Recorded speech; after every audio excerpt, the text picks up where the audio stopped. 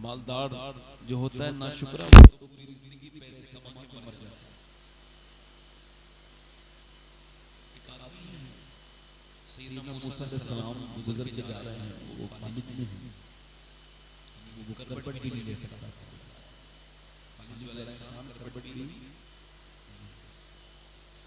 उसकी आंखें नहीं आती हैं, आंखों पे कुछ नहीं, जिस्म पे उसके निशानात हैं। हज़रत मूसा उधर से गुजरे तो देखा ज़बान में ये सोचा शायद अभी भी परेशानी है, इसको कुछ चाहिए। तो जब करीब कान किया तो उसकी जो आवाज़ थी वो कह रहा था, या अल्लाह तेरा शुक्र है, या अल्लाह तेरा शुक्र है, या अल्लाह तेरा शुक्र है। हज़रत मूसा ने कहा यार फालिज में हो, करबट ले सकते हैं, आंखें तुम्हारी ठीक नहीं, किस बात का शुक्र अदा कर रहे हो? कहने लगे मूसा अल्लाह ने शुक्र वाली ज़बान जो अता की है उसी का शुक्र अदा करो। हज़रत सादी शिराज़ी कहते हैं मैं गुज़र के जा रहा था, रास्ते में मेरे जूते पुराने हो गए, और जब मैं चला तो मेरे जूते जो है ना वो टूट गए थे, तो वो फिर पूरे टूट गए और मैं चलने के लायक नहीं रहे। तो फिर मैं जब चला तो मेरे पाँव भीगे थे और ज़मीन गर्म थी बसरा की, मेरे पाँव वो शिराज़ की ज़मीन गर्म थी, कहते मेरे पाँव में लगते लगते इतना गर्म हुआ कि फुफोके पड़ गए, छाले पड़ गए, और फिर थोड़ी देर के बाद वो फूट गए। अब मेरा जब चलना मुश्किल हुआ तो मैंने दुआ की, अल्लाह अपने साथी को इतना तो दे दे कि वो जूते खरीद ले लेते। मैं अगले मोड़ पे मुड़ा हूँ, मैंने देखा है एक अल्लाह का बंदा था, उसके दोनों पाँव नहीं थे। मैं सजदे में गिर गया, मेरे मालिक की जो माफ कर दे, मेरे पास पाँव तो नहीं, उसके पास पाँव नहीं।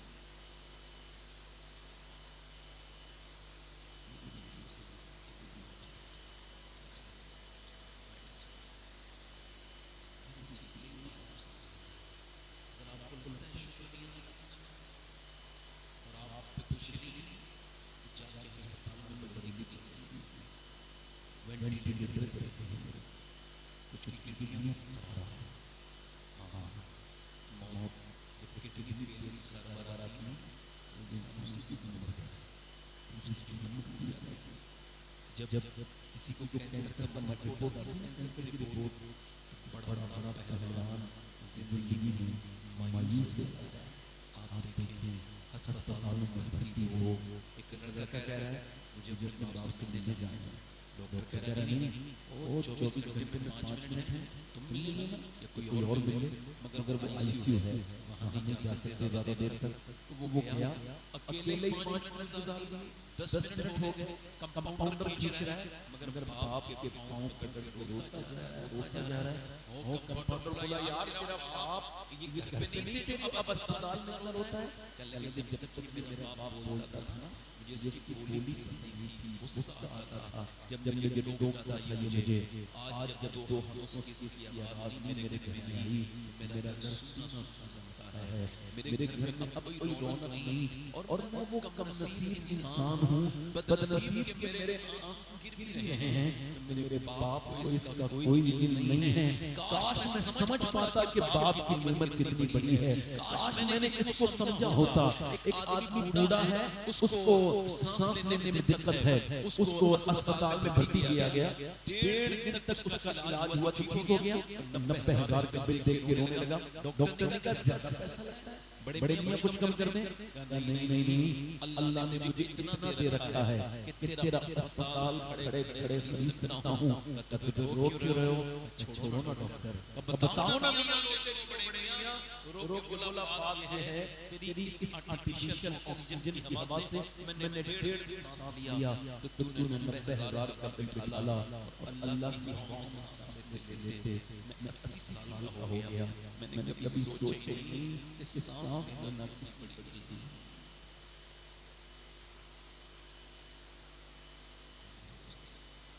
ना शुक्र से अच्छा, शुक्र की तरह शुक्र से जिंदगी बदलेगी। मियां का तबासम, इसी मियां के मज़ार पे किसी औरत के पिता जाने से जिंदगी बदलने लगी। मेरी बहन जिंदगी वैसे ही बदलेगी जिसमें तुझे अमल करना। इमाम गज़ाली कहते हैं मियां बीवी आपस में बैठ जाएं और एक महीने में हम अमल करें तो जिंदगी बदलेगी जरूर। मियां बीवी बैठ जाए, बीवी अपने शौक से कहे हाँ घर का खर्चा अच्छा चल रहा है, बच्चों की फीस वगैरह सब अदा हो रही है, तो जो उसके शौहर है ना वो कहे ये मैं नहीं कर रहा हूँ, ये मेरे रब की रहमतें हैं, नेमतें हैं, मैं इस लायक नहीं। इमाम गजाली कहते हैं फिर बीवी भी कहे हाँ ये अल्लाह का करम है, तो वो कहते हैं मैं तुमको वादा करता हूँ कि उसकी एक नस्ल तक नहीं, उस घर में कयामत तक अल्लाह की रहमतें उतरती रहेंगी।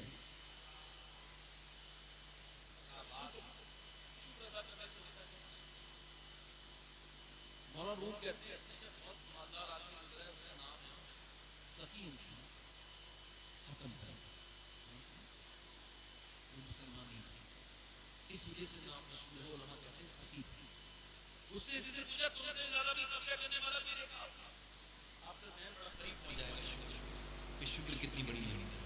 मौलाना रूम ने शुक्र के लिए ये साल दिया। वो कहते हैं उससे पूछा आपने अपने आप से ज्यादा कोई सकी देखा, मेहमान नवाज? हाँ देखा, एक बद्दू, एक अरब का देहाती, मैं उसके पास गया और मैंने कहा मुझे भूख लगी है और मैं मुसाफिर हूँ, मुझे कुछ दोगे? उसने कहा आइए अहलन व सहलन। अंदर मुझे बेटे डाला, खुशी खुशी बकरा ज़िबा किया, बेहतरीन तरीके से उसको भूना, उसकी कलेजी फिर मेरे सामने रख दी। कहते इतनी बेहतरीन कलेजी भुनी हुई थी मैं तारीफ किए बिना रह ना सका। मैंने कहा बहुत अच्छा है भाई, बहुत अच्छा है। उसने थोड़ी देर के बाद 2 बकरे फिर ज़िबा किए, मेरे सामने रखे, लीजिए खाइए। कहते मैंने जब खाया वो उससे ज्यादा अच्छे थे। मैंने कहा ये तो पहले से ज्यादा अच्छे हैं। मैं सो गया, सुबह को उठा, उसने 2 बकरे ज़िबा किए और 2 बकरे ज़िबा करके मेरे सामने रख दिए और हाथ जोड़ के बोला साहब आप मेहमान है मेरे, अब तारीफ मत करना, खा ले। क्या मतलब? कहा हमारे यहाँ जब कोई तारीफ करता है ना तो इसका मतलब ये होता है उस मेहमान को और चाहिए। जैसे कोई कहता है ना बिरयानी अच्छी लग रही है तो हम कहते हैं और ले लो, कोई कहता है खीर अच्छी लग रही है तो हमारा अंदाज होता है और लो भाई और। इनको मतलब ये शाइस्ता अंदाज है मांगने का। वो कहने लगा मेरे जितने बकरे थे सब कुर्बान कर चुका मैं, अब अगर आपने मेरे खाने की तारीफ की तो मैं मजबूर हो जाऊंगा, शर्मिंदा हो जाऊंगा, आप मेरी तारीफ ना करें, खा लें। मौलाना कहते हैं इस बात को लिख के कि इंसान जब इंसान के दिए हुए खाने की तारीफ करे तो इंसान का दिल करता है और दे और खिलाए, मगर एक दिन इंसान ये कह देगा कि मेरे खजाने आज खत्म हो गए। मगर अगर तू अल्लाह का शुक्र अदा करेगा तो उसके खजाने कभी खत्म नहीं हो सकते। तू उसकी शुक्र अदा करता है वो तुझे नवाजता रहेगा। कुरान कहता है ला इन शकरतुम लाज़िदन्नकुम, तुम शुक्र करो मैं नेमतें बढ़ाता। जिंदाबाद, मैं नेमतें जिंदाबाद, जल्दी बोलो नेमतें, नेमतें। ये हमारे कारी इमरान रज़ा बरकाती ये जगह जगह जाकर शुक्र अदा कर रहे हैं कि ये मदीने जाते हैं, तो ये मदीने जाते हैं।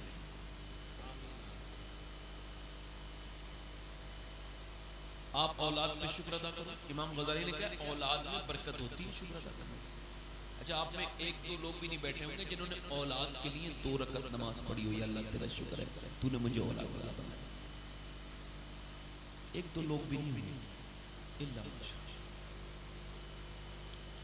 जिस नेमत पर शुक्र नहीं करोगे ना वो ज़वाल की तरफ चली जाएगी। गजाली फरमाते हैं कि अगर शुक्र अदा नहीं करोगे ना औलाद पर तो ये तुम्हारे हाथ से निकल जाएगी, और शुक्र अदा करोगे तो बरकतें मिलेंगी। कैसे बरकतें?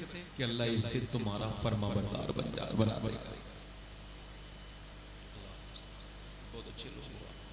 कारी इमरान बरकाती साहब ने बड़ी अच्छी निज़ामत की, अपनी सिद्दीकी ने पढ़ा और उसके बाद भी इसी साल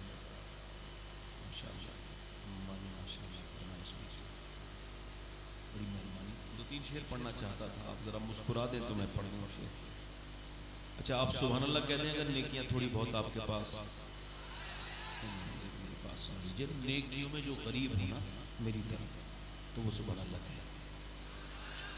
हमारे यहाँ जब कोई सुभान अल्लाह कहता है तो अल्लाह उसको 90 नेकियां अता करता है।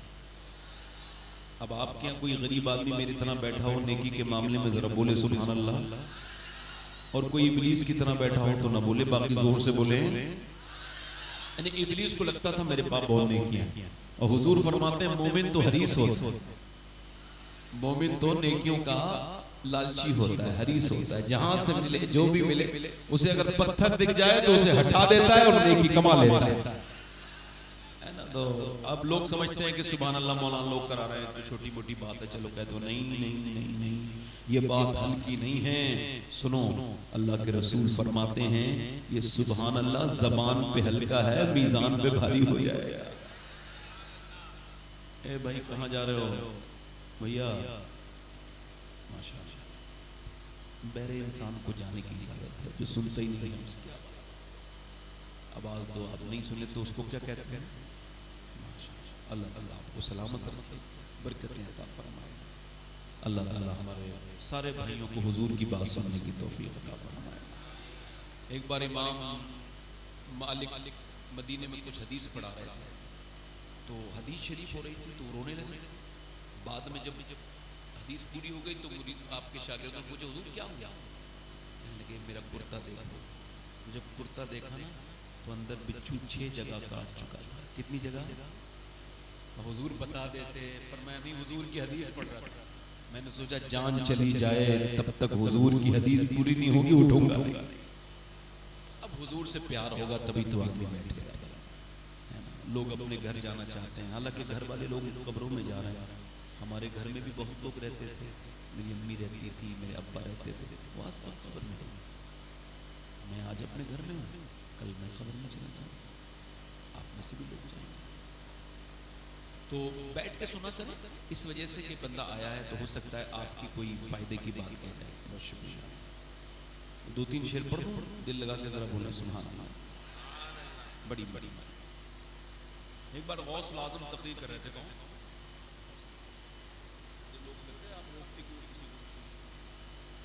वो चील बोल रही थी, चील क्या कर रही थी, उससे पब्लिक परेशान हो रही थी। तो गौस आज़म ने चील को ऐसे देखा, 2 टुकड़े ऊपर नीचे गिर गए। और ये वाक़या अखबारुल अखयार में लिखा। जब नीचे गिरी तो गौस आज़म ने उस चील को देखा। बाद में तकरीर के बाद उसके पास गए और फरमाया उठ जा, उठ जा। तो 2 टुकड़े थे, जुड़ गए, उठ गई, जिंदा हो गई। फिर फरमाया उड़ जा, उड़ने से पहले सुन मेरा नाम अब्दुल कादिर है। आज के बाद इधर से गुजरे ना मेरी तकरीर की तरफ से तो साइलेंट मोड में उड़ना, आवाज न करना। इस बार जिंदा कर रहा हूं, अगली बार जिंदा। मेरा इमाम कहता है तेरी चिड़ियां हैं, तेरा दाना पानी, तेरा मेला, तेरी महफिल है। तो शुक्र अदा करो, ये बात मुझे हासिल नहीं है, वरना रोज हादसे हो रहे होते। दोनों हाथ उठा के बोलो या रसूल अल्लाह।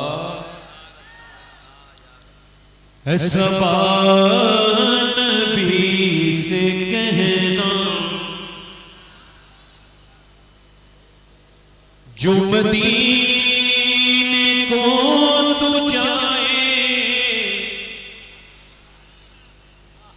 तेरे दर की आरज़ू में ये दीवाना मर न जाए। तेरे दर की आरज़ू में क्या बात है, ये दीवाना। हल्का सा बेस बढ़ा के थोड़ा सा इको बढ़ाए, हल्का सा रिपीट बढ़ाइए। तेरे दर की आरज़ू में ये दीवार और तेरे गम में काश सरवर मेरी जिंदगी ये गुजरे।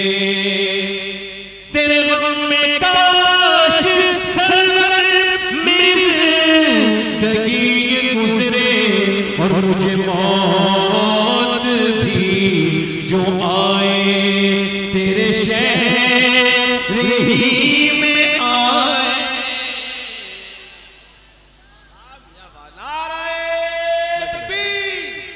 मेरे साथ हाथ उठा के इस्तिकबाल। नारे रिसालत, नारे रिसालत। जरा मेरे साथ एक मिसरा आप पढ़ेंगे, आवाज यहां तक आनी चाहिए, पढ़ें। तेरे दर की आरज़ू में ये दीवार। जरा पढ़ो मेरे साथ, आवाज बढ़ाओ। मेरे भाई कुछ लोग ऐसे हैं जो पढ़ नहीं रहे, आवाज उनकी बुलंद नहीं होगी। एक दो चचा हमारे जा रहे हैं, तो और कोई साहब जाना चाहते हो तो चले जाएं, चले जाएं। 12 तो बज गए, 12:30 बज गए तकरीबन। आप चले जाएं जिन लोगों को जाना हो। मैं तो फारिग इंसान हूँ, मुझे तो कोई काम वाम है नहीं, ऐसी अपने आप लोग तो काम बना लो। मेरे साथ जरा ये मिसरा अपना माइक थोड़ा ठीक करें भाई, ट्रैवल बनाए। तेरे दर की आरज़ू में ये दीवाना, आप जरा पढ़ना। तेरे दर की आरज़ू में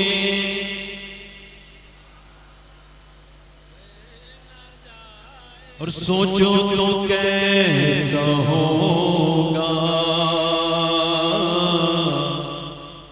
जज्बा अबू बकर का।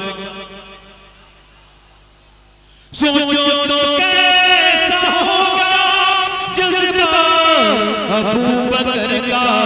कांधों पे मुस्तफा को जो हार पे चढ़ाए, कांधों पे मुस्तफा को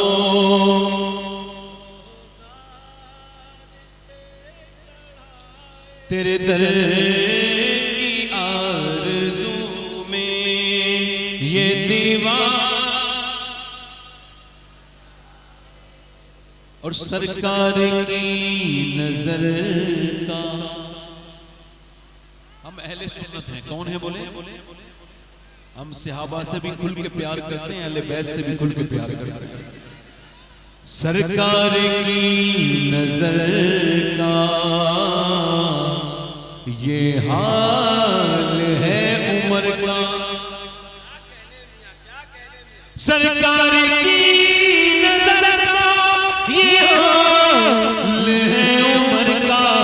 वो जिधर जिधर से गुजरे शैतान भाग जाए, वो जिधर जिधर से गुजरे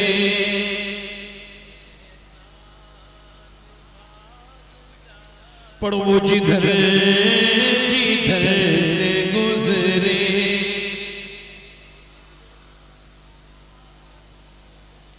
और जिसे मुस्तफा दुआ दे आबे दहन लगा दे। पीछे वाले जरा बोलो सुभान अल्लाह। जिसे मुस्तफा दुआ दे आबे दहन लगा दे, फिर शेर वो खुदा का खैबर उखाड़ आए, फिर शेर वो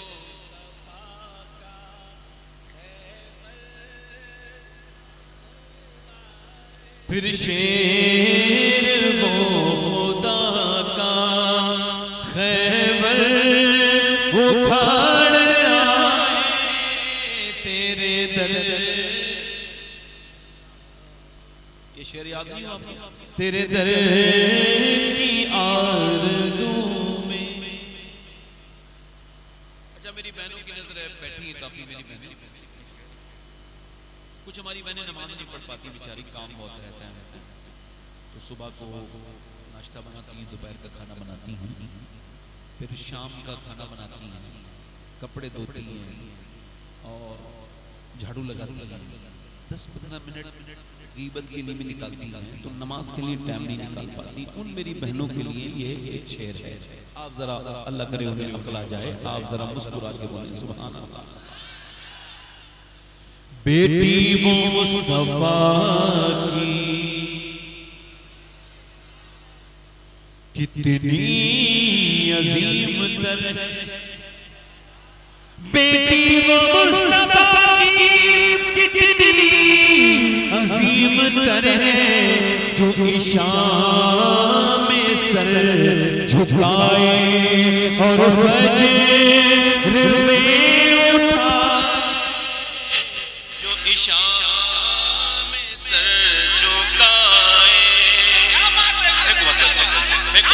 फेंको नहीं, फेंको नहीं, फेंको नहीं, फेंक के नहीं, फेंको नहीं, कैसे फेंको, फेंको, फेंको, फेंको।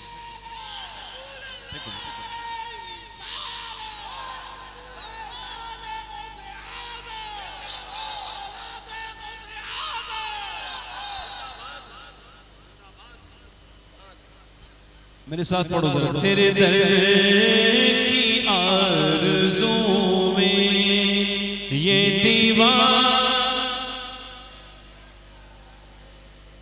और ये एक शेर सुने।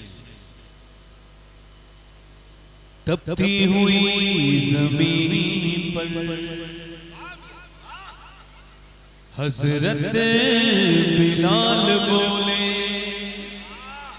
तपती हुई ज़मीन पर हज़रत बिलाल बोले कि छूटे न तेरा दामन, ये जान जाए जाए ये जान। और आखिरी शेर पढ़ के फिर अपना मक्ता पढ़ देता हूं। हिंदी हूँ मैं मुसलमान। क्या बात है। हिंदुस्तान के जो मुसलमान है दोनों हाथ उठा के बोलो या गौसे आज़म ख्वाजा का हिंदुस्तान। हिंदी हूँ मैं मुसलमान, हिंदुस्तान वतन है।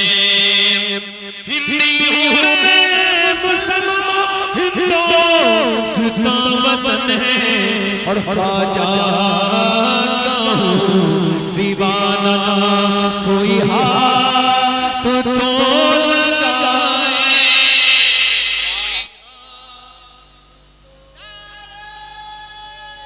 पैसे उड़ाऊंगा। ये नबी की है महफिल, कोई नोट ना उड़ाए। तेरे दर की आरज़ू में ये दीवाना मरे।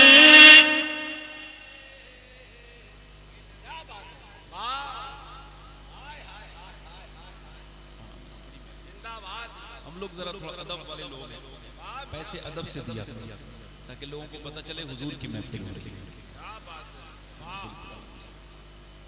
बेहतर हो बैठ के सुनो तो ज्यादा अच्छा है। आखिरी शेर पढ़ो। आजकल लोग खुदकुशी कर रहे हैं। इधर देखो, ज्यादा देर नहीं, ज्यादा वक्त नहीं लूंगा आपका, मुझे जल्दी बताओ। आजकल लोग खुदकुशी कर रहे हैं नहीं कर रहे? खुदकुशी वही करता है जिसकी उम्मीद टूट जाए, ठीक है? और जो लोगों से उम्मीद रखेगा उसकी टूटेगी या बचेगी? टूटेगी नहीं। अब ये शेर सुनो।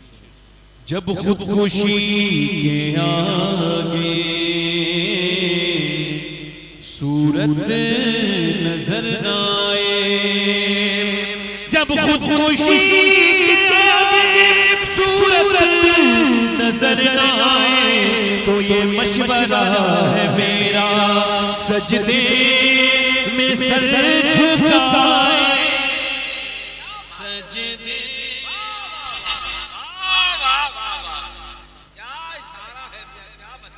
हर आशिक़ नबी से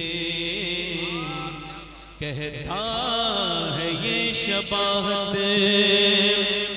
हर आशिक़ नबी से कहता हूँ मैं शबाहत, जिसे देखनी हो जन्नत वो मदीना देख आए। जिसे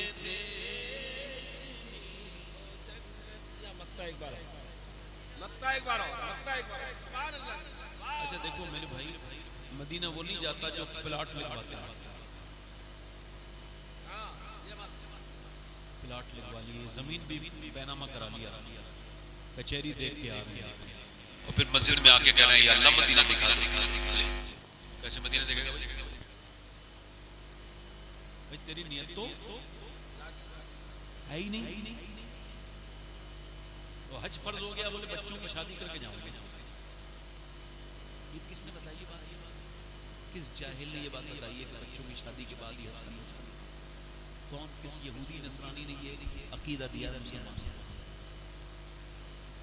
कि कि हज कब करो, जब बच्चों की शादी हो जाए। इसका मतलब ये है कि हज कर लोगे तो बच्चों की शादी नहीं होगी। इसका मतलब ये तो निकल रहा है। इसका मतलब ये कि तुम्हारी मौत वहीं आके, तुम इतने इस लायक हो के मरोगे वहां। बताओ मुझे, इस पे सख्त अल्फाज हुजूर के हैं। जो हज में ताखीर करे ना, डिले, सरकार फरमाते हैं जो हज में डिले करे, ताखीर करे, उसको नजरअंदाज करना, उसको हल्का, उसको जो हज को वो डिले करे, कर लूंगा, फरमाते हैं इसी हाल में वो मर जाए, मुझे कोई फर्क नहीं पड़ता यहूदी बन के मरे या नसरानी बन के। हिंदुस्तान में जितने मुसलमानों पे हज करते उतने जाते रहते, अब तो कोटे खाली जा रहे, हज पे नहीं जाते, पैसा बनाने के चक्कर में। हालांकि हुजूर ने फरमाया हज करो और मालदार हो जाओ। हुजूर ने फरमाया हज और उमरा ऐसे खा जाते हैं बेरोजगारी को, सुनो, जैसे दीमक लकड़ी को चाट जाती है। मतलब फिर लकड़ी की लाया,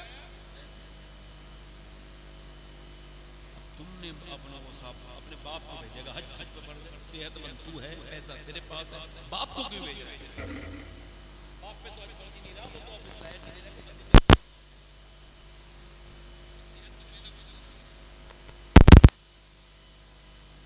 आला हज़रत फरमाते हैं हुजूर तैयबा से भी कोई काम बढ़कर है। आला फरमाते हैं मेरी नजर में मदीने से जाने बड़ा कोई काम, मदीने की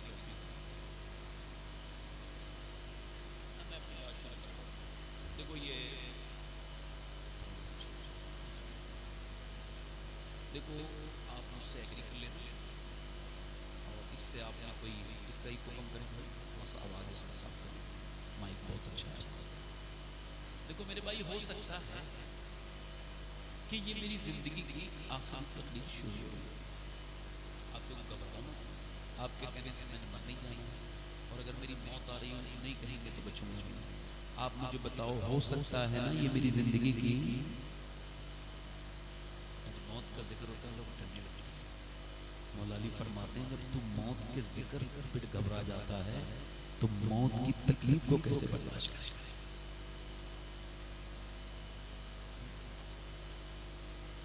ये हो सकता है मेरी जिंदगी की,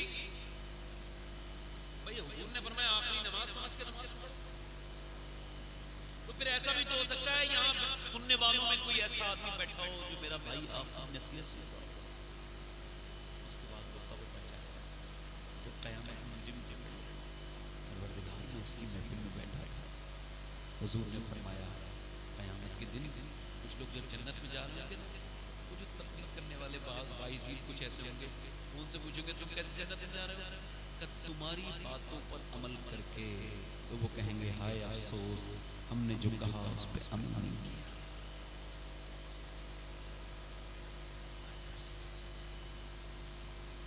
ये मेरी जिंदगी की अगर आखिरी तकलीफ हो सकती है, हो सकती है ना, तो आपके यहाँ भी एक बार बताओ, आज तक शराबी से मौत ने कभी कहा कि भाई कल मर जाओगे, आज तौबा कर लो, आप कल मर जाओगे? मौत ने कभी कहा किसी शराबी से? हालांकि शराब पीना बड़ा जुर्म है, जो शराब पिएगा उसे जहन्नमियों की पीप पिलाई जाएगी। शराबी बदबख्त है, शराब अकेला शराबी नहीं पीता, उसकी बीवी की खुशियां पी जाता है, अपने बच्चों के वो मुस्तकबिल को पी जाता है, अपनी बहनों की इज्जतों को पी जाता है। शराबी अकेला ये शराब नहीं पीता, अपने माँ बाप की सुकून और चैन को उसमें घोल के पी जाता है। मगर आज तक किसी शराबी से मौत ने ये नहीं कहा मरने वाले हो तौबा कर लो, नहीं नहीं, कभी कहा बेनमाजी से, कभी कहा बेनमाजी जब मरेगा कितने बैठे होंगे यहाँ पर, मगर अल्लाह से कोई डर नहीं। अल्लाह के रसूल फरमाते हैं बेनमाजी जब मरेगा इतनी प्यास लगेगी 7 समंदरों का पानी भी पी ले उसकी प्यास नहीं बुझेगी, जलील होकर मरेगा। और जब उठेगा तो इतना जलील होगा कि मुसलमानों के साथ नहीं उठेगा बल्कि फिरौन के साथ।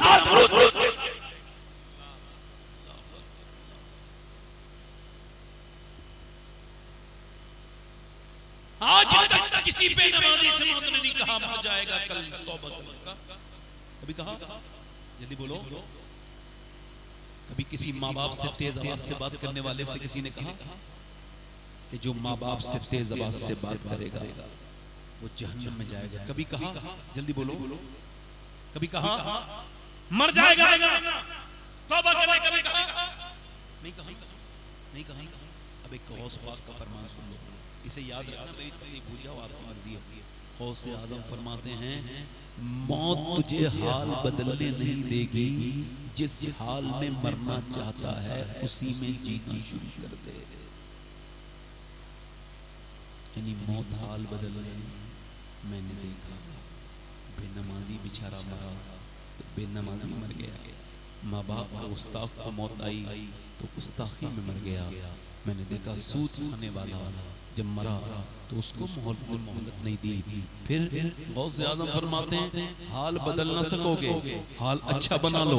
मतलब फिल्म देख रहा है एक लड़का 22 साल का दिल्ली के सिनेमा में, और अंदर लगा हुआ है, उसके जो है ना अंदर एसी है, और वो देख रहा है, और देखते देखते और बाहर निकला। कोई मशहूर फिल्म है जिसके गाने शाने लोग गा रहे थे, वो देखने गया, बाहर निकला, सोच रहा था घर जाऊंगा, वीडियो स्क्रॉल करूंगा, फिर एसी कमरा होगा, फिर वही मेरा मकान होगा, मगर ऐसा हो ना सका। वो बाहर निकला और उसने मुंह में गुटखा डाला, कानों में उसने लीड लगाई, और बाइक को उसने बुलेट को स्टार्ट किया, चलने लगा बड़े नक्शेबाजी के साथ। मगर मौत ने उसको इतनी भी मोहलत न दी कि वो कानों में से लीड निकाल लेता या मुंह का गुटखा थूक देता। उसको साइलेंट अटैक आया, वहीं पे वो मर गया, फेल हो गया। वो पहले गिरा, बाइक बाद में गिरी, और गिरने के बाद लोगों ने देखा हॉस्पिटल से पोस्टमार्टम हाउस, वो जो अपने चेहरे पर जरा सा दाग धब्बा बर्दाश्त न करता था, उसका चेहरा छिल गया था पूरा रोड पे गिरने की वजह से। वो इंसान जो बिल्कुल चल नहीं सकता था, आज वो लड़का जो अपने चेहरे पे मक्खी बैठने नहीं देता था, आज मक्खियां बैठी हैं। वो पोस्टमार्टम हाउस में 3 घंटे लगातार उसको इंतजार करना पड़ा अपनी बारी का, और जब वो अपनी बारी उसकी आई तो अब औरत अगर औरत करे तब वो भी, मर्द करे तो वो भी, और जब कोई बच्चा अननेचुरल मौत मर जाए तब भी बरहना किया जाता है, बगैर कपड़ों के पड़ा होता है। एक मेज पर मर्द औरत जो भी मरने गया है पोस्टमार्टम हाउस में बगैर कपड़ों के पड़ा है। अब वो कैलेंडर चलाते हैं, पहले छेनी और हथौड़ी चलती थी, अब हथौड़ी छेनी नहीं, अब कैलेंडर चलता है। कैलेंडर यहाँ से कर्र से पूरा फाड़ दिया, ये पूरा उन्होंने तलवा उठा के रख दिया, उसके बाद यहाँ से पूरा चीरा, ऐसे करके पूरा फाड़ दिया, और जो भी उनको निकालना है उन्होंने निकाला। मैंने एक और उसके बाद मोटे मोटे सुए से उसको सीना शुरू कर दिया, ऐसे करके सी रहे, और सीने के बाद उसको उन्होंने दे दिया वापस। मैंने एक लड़के को गुस्ल दिया था तो उसकी जो सर की टांके ठीक से नहीं लगे थे, मैंने सर उठाया तो उसकी एक हड्डी थी सफेद, वो मेरी उंगली में लग गई, मेरी उंगली अंदर चली गई उसके सर के, तो मैं रोने लगा। तो एक साहब बोले क्या तकलीफ होती है, दर्द होता है? मैंने कहा नहीं, मेरे सरकार फरमाते हैं जब मुर्दे का हाथ पकड़ा जाता है तो मुर्दा कहता है आराम से उठा, तेरे उठाने से बड़ी तकलीफ होती है। और फिर मेरे पैगंबर फरमाते हैं जब जनाजे को लेकर चलते हैं तो वो मरने वाला कहता है जरा आराम से चलो। रूह निकलने की वजह से मेरे जिस्म का हाल ये है कि अब तुम पैर को धमकाते हो, हल्का सा मुझे तकलीफ होती है। अल्लाह के रसूल फरमाते हैं हदीस शरीफ में आया जैसे एक पेड़ धारदार एक खारदार दरख्त पर एक डाला दुपट्टा और उसको सूती कपड़े को छीन जब उसको झटके से मारा तो जो हाल उस कपड़े का होता है वो इंसानी जिस्म का होता है। ये मौत किसी को नहीं छोड़ेगी, न ये किसरा को छोड़ा, न दारा को छोड़ा, न सिकंदर को छोड़ा, न आलिम को छोड़े, न जाहिल को छोड़े, न मुत्तकी को छोड़े, न परहेजगार को छोड़े, न गुनहगार को छोड़े, न पीर को छोड़े, न मुरीद को छोड़े। अजल नहीं किसरा न छोड़ा न दारा, इससे सिकंदर सफाते भी हारा। हर एक लेके क्या क्या न हसरत से धारा।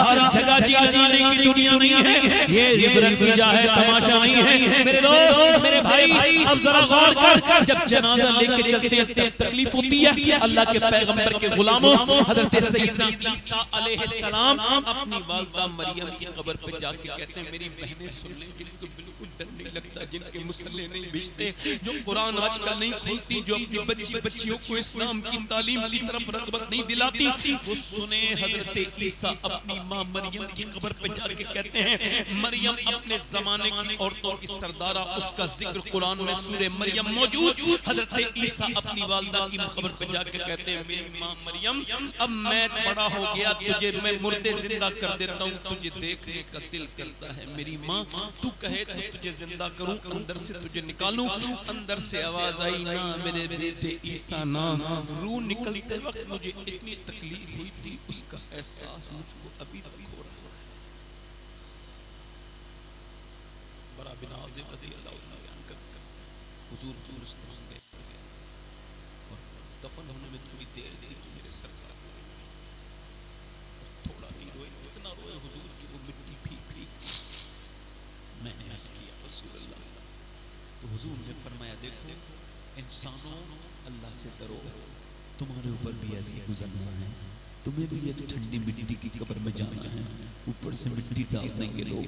मैं इस वजह से रो रहा था कि मैं दिन रात सफर में रहता हूँ तो अपने रब से ये दुआ करता हूँ, आपको गवाह बनाकर रात का वक्त है, आमीन कहिएगा, या अल्लाह मुझे पोस्टमार्टम वाली मौत से बचाना, मेरे करीम अपनी रहमतों की, अपनी बरकतों की, अपनी रज़ा वाली मौत मदीने में अता करना मेरे परवरदिगार। अब आपसे अर्ज कर रहा हूँ उसका जनाजा घर पहुंचा, माँ रोई, मेरे बेटे सुबह ठीक गया था मेरे लाल, तुझे क्या हुआ है, तेरे जिस्म को कैसे फाड़ दिया गया है। ओ 22 साल के जवान ने सोचा नहीं था एक मिट्टी की कब्र में शाम तक दफन कर दिया जाऊंगा। मैं रोई, है मेरे भाई, बेट बाप रोया, मेरी कमर टूट गई, मगर रिश्तेदारों का वो हाल न था, वो ये कह रहे थे हमारी दुकानें बंद हैं, जल्दी जल्दी जल्दी जल्दी। मोहल्ले वाले कह रहे कब तक जनाजे करोगे, जल्दी जल्दी जल्दी, इधर हमें इधर जाना है, मुझे इधर जाना है। दुनिया से मोहब्बत दिल लगाने वाले मेरे भाई देख, ये दुनिया है कि तुझे मरने के बाद 10 मिनट भी बर्दाश्त नहीं कर रही है, जल्दी चलो जल्दी चलो जल्दी चलो। फला कहना नहीं, फिर रोड गया जनाजा है, हल्ला मचा एक जमाने में शोर, हर गांव में से शोर मचता है जब जनाजा उठता है, मगर किसको उसकी परवाह है, कौन उसकी परवाह करता है। 10-15 दिन में लोग भूल जाते हैं कौन किसको याद करता है, कौन किसकी कब्र में जाता है। कब्रें पुरानी हो गई, लोग अपने बापों की कब्रों को भूल गए, अपने भाइयों की कब्रों को भूल गए। जवानों की मैयतें जब दफन हुई थी कैसा लगता था, इसके घर वाले जी नहीं पाएंगे, मगर अब तो उस जवान की कब्र का निशान भी नहीं पता, ना उसके भाई को पता है। अभी 2-3 साल ही तो गुजरे हैं, कितनी जल्दी दुनिया भूल जाती है। आपको क्या लगता है इस दुनिया में ये मटर गश्ती करने के लिए हम आए थे? मेरे भाई उसके जनाजे को ले जाके दफन कर दिया गया, और अल्लाह के रसूल फरमाते हैं जब दफन करके वापस जाते हैं तो वो कहता है मेरे दोस्तों कहाँ जा रहे हो, ये कब्र की मेरी पहली रात है, मैंने कितनी रातें तुम्हारे साथ गुजारी, एक रात तो मेरे साथ गुजारो। मगर कोई नहीं गुजारता, कोई नहीं रुकता, ना बहन रुके, ना भाई रुके, ना भाई रुके, ना बच्चे रुके, कोई कब्रिस्तान में नहीं रुकता। सवाल ये है मेरे भाई कि जो मराठा फिल्म देख के जब कब्र में उसके हुजूर आए होंगे तो उसने अपनी उन गंदी आंखों से हुजूर को कैसे देखने की कोशिश या हिम्मत की होगी जिन आंखों से वो फिल्म देख के मरा। कल है दीदार का दिन, आज यहाँ आंख बेकार है, क्या होना छुपे लोगों से किए जिसके गुलाम मेरी बीवी की मेरी नजर नहीं है, मेरी माँ की, मेरे बच्चों की, किसी को नहीं पता मैं कितना गुनहगार हूं, मगर अल्लाह को मेरे एक गुनाह कायल है, एक मगर कैसा बुरद्वार है। आज तक मैंने कभी इस बात पे गौर नहीं किया कि ये आंखें मेरी हैं, नहीं। हुजूर से पूछा गया आंखें अल्लाह ने क्यों बनाई हैं, क्यों बनाई? अल्लाह के रसूल ने इरशाद फरमाया इस वजह से कि ये अल्लाह का दीदार करें। मुझे बताओ क़यामत के दिन ये इंस्टाग्राम पे गंदी आंखें, ये फेसबुक की गंदी आंखें, ये यूट्यूब पे लड़कियों को देख के फिल्म देख करके मर जाने वालों की आंखें, क़यामत के दिन अगर ये ऐसे बोली परवरदिगार तेरी दीदार के लिए तूने बनाया था तो करीम रब, मगर इस बंदे ने मुझे दीदार दिलाया। सबसे बड़ा फितना इस दौर का ये मोबाइल है, इस गंदी तस्वीरें, नौजवानों की बर्बाद जवानियां हैं, बच्चे अपने बेटों बाप के हाथ से निकल गए। मैं ये तकरीर क्यों कर रहा हूँ? इस वजह से कर रहा हूँ, मैं भी जोशीली तकरीर कर सकता हूँ, थोड़ी देर में जा सकता हूँ। क्यों कर रहा हूँ? इस वजह से कि मैं ये बात कह रहा हूँ कि शिकवा जुल्मत शब से तो कहीं बेहतर था अपने हिस्से की कोई शम्मा जलाते जाते। मैंने तो बता दिया ना मेरे भाई। इधर देखो, जब मुसलमानों की बच्चियां गैर मुस्लिमों की बाइक पे और गैर मुस्लिमों के हाथों में हाथ डाल के उनकी वीडियोस आने लगे और जब वो घूमने लगे तो मुसलमान समझ रहा भी नॉर्मल मामला है। सब कुछ नॉर्मल नहीं है, तेरी नस्ल बर्बाद होने वाली है। आज से 20 साल के बाद ऐसे मुसलमान हिंदुस्तान में नहीं होंगे जैसे आज के मुसलमान हैं, जो कि घरों की औरतों को शिकंजे में कस लिया यहूदियों ने, नसरानियों ने, ये औरतों ने, नाचने वालियों ने, ये बम्बई की औरतों ने, ये कराची की बेगैरत औरतों ने, उन्होंने इनको फिल्म देखना सिखाया, उन्होंने इनकी गैरत को ले लिया, उन्होंने इनके दुपट्टे खींच लिए, उन्होंने इनकी शर्म हया खत्म कर दी। आपको क्या लगता है वो 11 लाख लड़कियां जो हिंदुस्तान में गैर मुस्लिमों के पास गई है इस्लाम छोड़ के, क्या वो मुसलमान की बेटी थी? मेरा ईमान कहता है नहीं, वो किसी सच्चे मुसलमान की बेटी नहीं हो सकती, वो किसी नेक मां की बेटी नहीं हो सकती। वो उस मां की बेटी तो हो सकती है जिसने उसे फिल्म देखना सिखाया है, मगर उस मां की बेटी नहीं हो सकती जिसने सजदा करना सिखाया है। वो उस मां की तो बेटी हो सकती है जिसने बीवी के सामने रोना सिखाया था, मगर उस मां की बेटी नहीं हो सकती जिसने मुसल्ले पे रोना सिखाया था। ये तो किसी बेगैर है।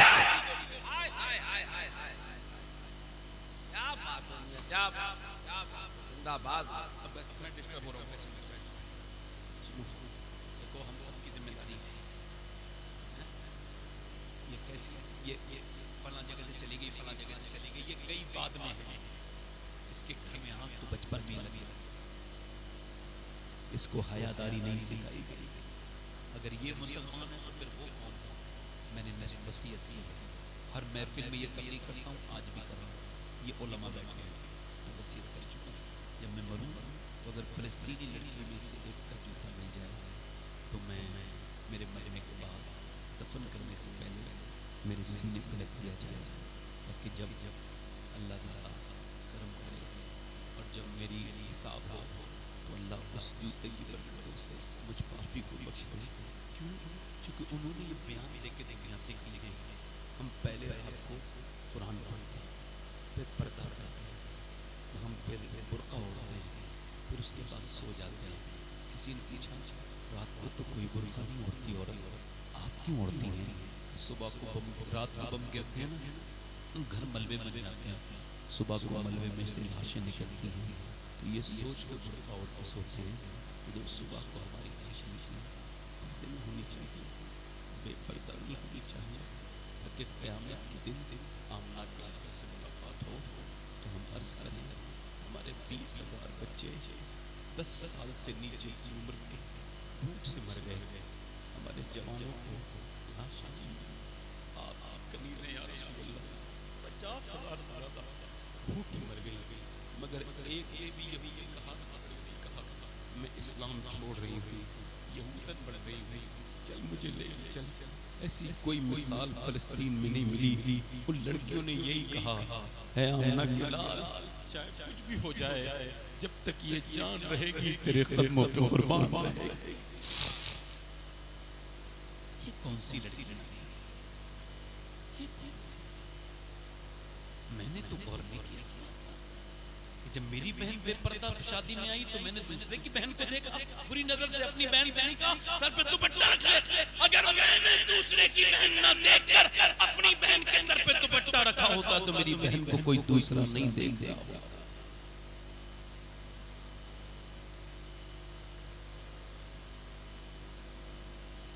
वो मुसलमान लड़कियां जिन्होंने फिटिंग के लिबास पहनने शुरू किए, वो मुसलमान बच्चियां जिन्होंने फिटिंग के बुर्क़े पहने, उनको बताओ, उनको समझाओ कि औरत का पर्दा तो इतना अहम है इस्लाम में कि ये हाथ खोला जाए फिर वुजू किया जाए। अगर औरत वुजू कर रही है तो हाथ खोलेगी नहीं, और अगर ऐसी जगह वुजू कर रही है जहाँ हाथ खोलेगी तो गैर मर्द उसे देख लेगा और मजबूर है, कहीं पानी ले जा नहीं सकती, कोई सूरत नहीं है। अब अगर हाथ खोलेगी तो गैर मर्द देख लेगा, तो फुक़हा ये कहते हैं फिर वो वुजू ना करे बल्कि तयम्मुम से नमाज पढ़े।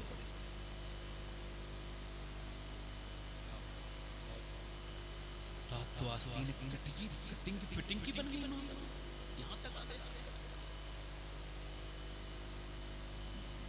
उनको बोझ लगता है पर्दा, बुर्का बोझ लगता है। मेरे भाई, मेरे दोस्त, ये तेरे यहाँ की शादियां हैं, मेरे हुजूर की बेटी की शादी हुई। हजरत अली कहते हैं मेरी शादी हुई, मैंने पहली बार अपनी बीवी को देखा, कहते मैं रो दिया। तो मुझे देख के रोया, मैं उन्हें देख के रोया। तो फातिमा ने कहा, ऐ मेरे सरताज, आप रोते क्यों हैं, क्यों रोते हैं आप? मैंने कहा, फातिमा क्या आपको मुझसे शादी पसंद न थी? कहा नहीं, ये तो अल्लाह का करम हुआ है। आपने दफन नबियों के बाद सबसे खूबसूरत जोड़ा अली और फातिमा का है। जोर से बोलो, अली और फातिमा का है। हज़रत सैयदना मौला अली रज़ी अल्लाह तआला कहते हैं, मैंने कहा फातिमा, मैं आपके इस सब्र को देख के, शुक्र को देख के, चेहरे पे कोई शिकवा नहीं, आपके जिस्म पे, आपके लब पे कोई शिकवा नहीं और चेहरे पे कोई शिकन नहीं। मिट्टी डालने के लोग, मैं इस वजह से रो रहा था कि मैं दिन रात सफर में रहता हूँ, तो अपने रब से ये दुआ करता हूँ, आपको गवाह बनाकर रात का वक्त है, आमीन कहिएगा। या अल्लाह मुझे पोस्टमार्टम वाली मौत से बचाना, मेरे करीम अपनी रहमतों की, अपनी बरकतों की, अपनी रज़ा वाली मदीने में अता करना मेरे परवरदिगार। अब आपसे अर्ज कर रहा हूँ, उसका जनाजा घर पहुंचा, माँ रोई, मेरे बेटे सुबह ठीक गया था मेरे लाल, तुझे क्या हुआ है, तेरे जिस्म को कैसे फाड़ दिया गया है। ओ 22 साल के जवान ने सोचा नहीं था एक मिट्टी की कब्र में शाम तक दफन कर दिया जाऊंगा। मैं रोई, है मेरे भाई, बेट बाप रोया, मेरी कमर टूट गई, मगर रिश्तेदारों का वो हाल न था। वो ये कह रहे थे हमारी दुकानें बंद है, जल्दी जल्दी जल्दी जल्दी। मोहल्ले वाले कह रहे कब तक जनाजे करोगे, जल्दी जल्दी जल्दी, इधर हमें इधर जाना है, मुझे इधर जाना है। दुनिया से मोहब्बत दिल लगाने वाले मेरे भाई, देख ये दुनिया है जो तुझे मरने के बाद 10 मिनट भी बर्दाश्त नहीं कर रही है। जल्दी चलो जल्दी चलो जल्दी चलो, फला कहना नहीं, फिर रोड गया जनाजा है, हल्ला मचा। एक जमाने में शोर, हर गांव में से शोर मचता है जब जनाजा उठता है, मगर किसको उसकी परवाह है, कौन उसकी परवाह करता है? 10-15 दिन में लोग भूल जाते हैं कौन किसको याद करता है, कौन किसकी कब्र में जाता है। कब्रें पुरानी हो गई, लोग अपने बापों की कब्रों को भूल गए, अपने भाइयों की कब्रों को भूल गए। जवानों की मैयतें जब दफन हुई थी तो ऐसा लगता था इसके घर वाले जी नहीं पाएंगे, मगर अब तो उस जवान की कब्र का निशान भी नहीं पता, ना उसके भाई को पता है। अभी 2-3 साल ही तो गुजरे हैं, कितनी जल्दी दुनिया भूल जाती है। आपको क्या लगता है इस दुनिया में ये मटर गश्ती करने के लिए हम आए थे? मेरे भाई, उसके जनाजे को ले जाके दफन कर दिया गया।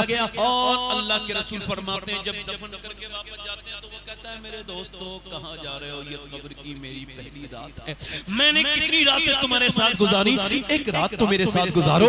मगर कोई नहीं गुजारता, कोई नहीं रुकता, ना बहन रुके, ना भाई रुके, ना भाई रुके, ना बच्चे रुके, कोई कब्रिस्तान में नहीं रुकता। सवाल ये है मेरे भाई कि जो मराठा फिल्म देख के जब कब्र में उसके हुजूर आए होंगे तो उसने अपनी उन गंदी आंखों से हुजूर को कैसे देखने की कोशिश या हिम्मत की होगी जिन आंखों से वो फिल्म देख के मरा। कल है दीदार का दिन, आज यहाँ आंख बेकार है, क्या होना है छुप के लोगों से किए जिसके गुनाह मेरी बीवी की मेरी नजर नहीं है, मेरी माँ की, मेरे बच्चों की नहीं, किसी को नहीं पता मैं कितना गुनहगार हूं, मगर अल्लाह को मेरे एक गुनाह खाई नहीं है, एक मगर कैसा बुरदवार है। आज तक मैंने कभी इस बात पर गौर नहीं किया। जोर से तो बोलो, मुस्कुरा के बोलो। पूछा गया आंखें अल्लाह ने क्यों बनाई हैं, क्यों बनाई? अल्लाह के रसूल ने इरशाद फरमाया इस वजह से कि ये अल्लाह का दीदार करें।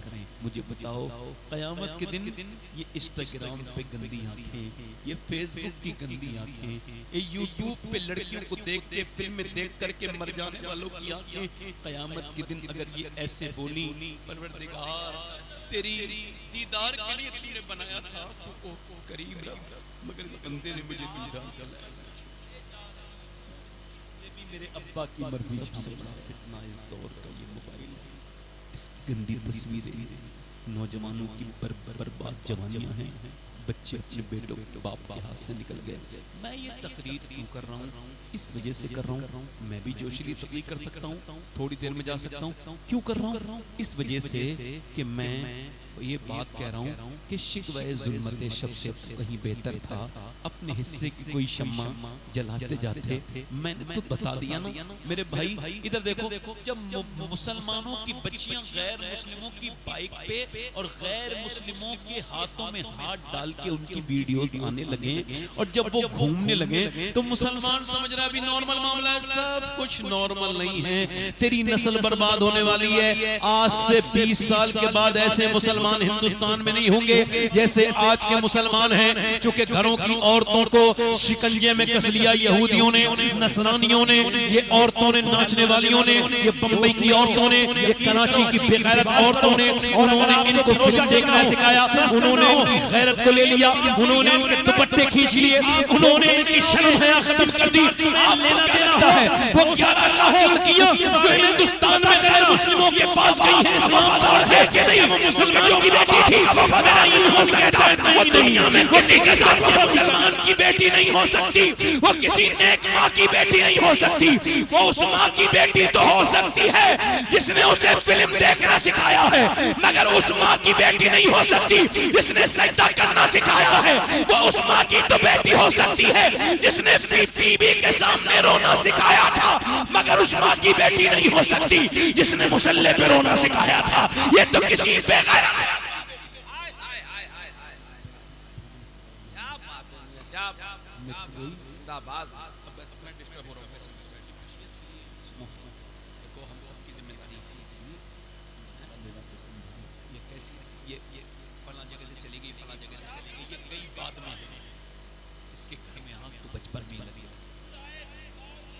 इसको हयादारी नहीं सिखाई गई। अगर ये मुसलमान है तो फिर वो कौन है? मैंने वसीयत की है, हर महफिल में ये तकरीर करता हूँ, आज भी कर रहा हूँ। ये उलमा बैठे हैं, वसीयत कर चुका हूँ। तो अगर फिलिस्तीन तो मैं मेरे मरने के बाद दफन करने से पहले मेरे सीने पे रख दिया जाए, ताकि जब अल्लाह ताला करम करे, मेरी हिसाब हो, तो अल्लाह उस जूते की बरकतों से मुझ पापी को बख्श दे। क्योंकि उन्होंने ये बयान दे के दुनिया सीखी है। हम पहले रात को कुरान पढ़ते हैं, फिर पर्दा करते हैं, हम फिर बुर्का ओढ़ते हैं, फिर उसके बाद सो जाते हैं।